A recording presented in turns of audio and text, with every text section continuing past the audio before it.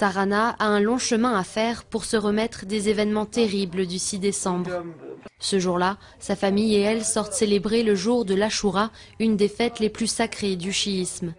Dans la rue, les hommes se flagellent selon la coutume pour commémorer le martyre de l'imam Hussein, petit-fils du prophète Mahomet. Soudain, une explosion retentit. La procession sombre dans le chaos.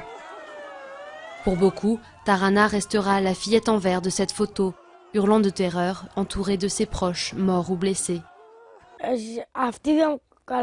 Je suis tombée, ma mère était loin là-bas. Tout le monde autour de moi est tombé.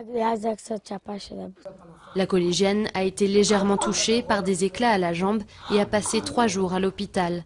Des 17 membres de sa famille présents à la cérémonie, 7 sont morts, y compris son petit frère Chouaïb. Ce matin, je me suis réveillée et je me suis mise à pleurer en voyant que mon fils n'était pas là.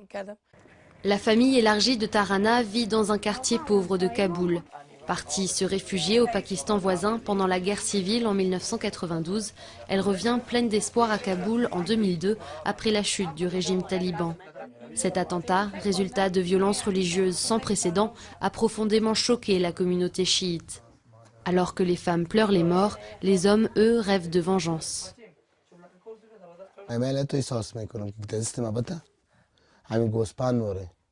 Si je trouvais ceux qui sont derrière tout cela, je les découperais en morceaux comme des animaux pour avoir tué ma famille de cette façon. Les blessures physiques de Tarana vont guérir peu à peu, mais elle garde des séquelles psychologiques et des cauchemars la hantent toujours. Dans mes rêves, je me vois en train d'aller à Abou Ould Fazil. Cet attentat est le plus meurtrier en Afghanistan depuis février 2008 et le premier de cette ampleur visant explicitement la minorité chiite du pays. Malgré sa douleur, la famille de Tarana refuse de désigner les sunnites comme coupables. La collégienne, elle, rêve d'une chose, devenir institutrice dans un pays où il y a une dizaine d'années, les talibans interdisaient encore aux femmes d'étudier et de travailler.